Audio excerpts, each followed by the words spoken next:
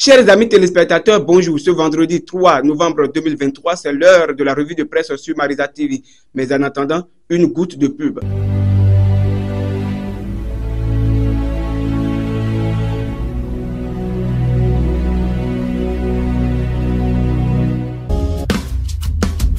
À la une des journaux, affiche le coopérant, lutte contre les stupéfiants, plus de 700 kg de cannabis saisis à Malanville.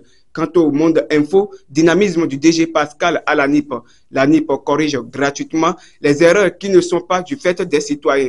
Parlons du Grand Mono qui marque sa présence en s'appuyant sur Africa Visa Openness Index, le Bénin en tête du classement des pays africains les plus ouverts aux résidents du continent. Par ailleurs, la Nouvelle Gazette s'intéresse à la 42e session de la conférence générale sur l'UNESCO. Une forte délégation béninoise invitée à Paris. Matin Libre s'intéresse au respect du calendrier vaccinal. C'est 32 000 francs CFA et autres frais qui font obstacle.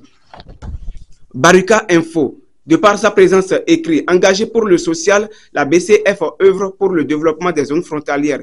Pour le matinal, parlons de la couverture sanitaire universelle effective, les mesures gouvernementales exposées. Fraternité, quant à elle, s'intéresse à la pacification des religions et tourisme religieux. S'agissant de potentiels gaïmans en prison et leurs femmes dans les bras d'autrui, la galère et les besoins sexuels ont dicté leurs lois. La présence du journal Le Pays émergent nous parle du dénouement de la crise à la mosquée de Kadjehoun. Le chef de l'État, Patrice Talon, appelé à intervenir aussi à Guégamé. Nassara Info, dissection dans l'ordre national.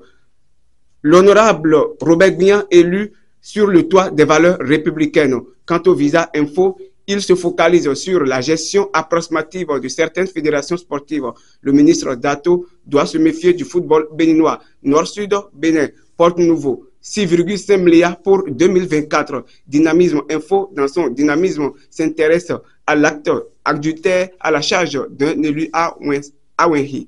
Le Soleil Bénin. Tension à la mosquée de Kadjehoun. Patrice Talon désamorce la crise. Actualité internationale. Tion Niang, un optimiste à la conquête du Sénégal. Coup d'État et répression. Le Niger et 3 autres pays africains perdent les avantages de la Guadeloupe. Crise au Sahel, l'aide internationale au développement a échoué dans ce grand objectif stratégique. En Libye, la conférence sur la reconstruction démarrée aboutit sur des engagements modestes. Au Mali, le nouveau numéro de l'armée considéré par l'ONU comme un obstacle à la paix. Fin de notre revue de presse sur Marisa TV. Mais retenez ceci, ne perdez pas surtout l'espoir, car celui qui perd l'espoir a tout perdu. Le Seigneur vous viendra au secours lorsqu'on garde espoir. Verset biblique du jour, Matthieu 11, verset 28.